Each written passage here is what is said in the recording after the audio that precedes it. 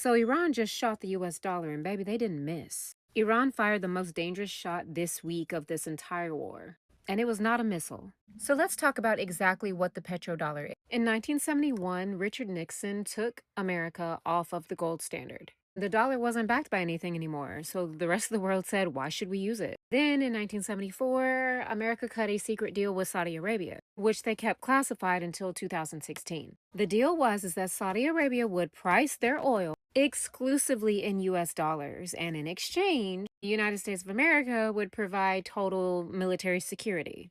It's supposed to be a simple trade, right? Oil in dollars, security in exchange.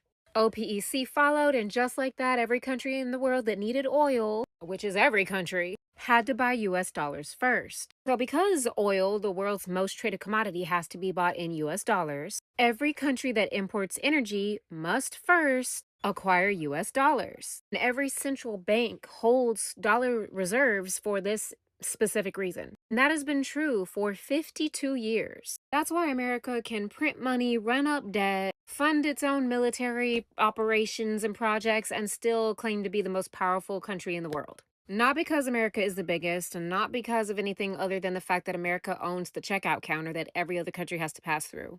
But then Iran said, halt. A CNN reporter who was citing a military Iranian official said that Iran is letting oil tankers through the Strait of Hormuz, except for their enemies, which are the United States of America and is not real, as long as they pay in yuan, Chinese yuan, not the US dollar. And Bloomberg confirmed that a Iranian oil tanker went on through the Strait of Hormuz on March the 15th, bound for China. So China, India, Turkey, they can all pass through the Strait of Hormuz, but the USA, and is not real, cannot. And here's why this is the most dangerous thing that Iran has done, even more dangerous than closing the Strait of Hormuz straight up. So international buyers are now faced with a choice. They either comply with US financial regulations and face a catastrophic energy shortage, or they embrace the yuan and secure safe passage through the Strait of Hormuz.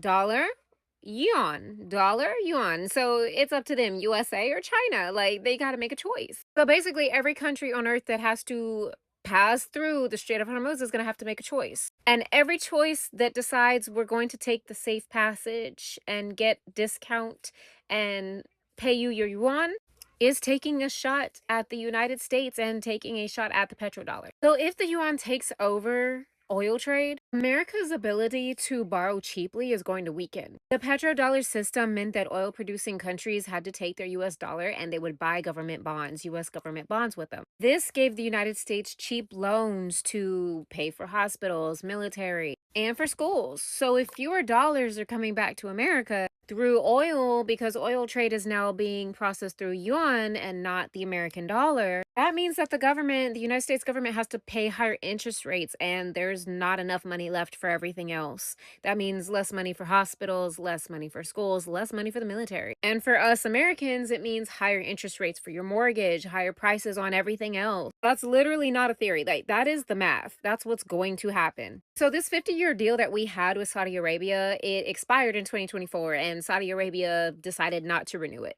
Saudi Arabia now said that they would accept the yuan, they would accept the euro, and online money for oil. They would rather take digital money, yuan, and the euro than take the US American dollar. So Saudi Arabia, America's original petrodollar partner, already walked away from the exclusive dollar deal in 2024. No big announcement, no press conference, just quietly said, you know what? We're good. And then Iran closed the Strait of Hormuz. And then Iran also said, you know what? Only yuan. One analysis said that the petrodollar didn't die in March 2026. It was on life support. And when Iran closed the Strait of Hormuz, they basically just took it off the life support. So is the petrodollar dead? I mean, it's getting there. But this change isn't going to happen all at once. It's going to happen with every tanker that gets let through with exchange of yuan. It's going to happen with every yuan that they pay. Every country that chooses the safety discount over the war premium of the American US dollar. The United States of America spent 52 years making sure that every country needed its dollar to purchase oil. And Iran basically just showed the entire world that there is another checkout counter, not just the US. Y'all don't have to go to that window. Y'all can come over here and check out. So I don't know. Do y'all think the petrodollar is dead? Is this the death of the United States dollar?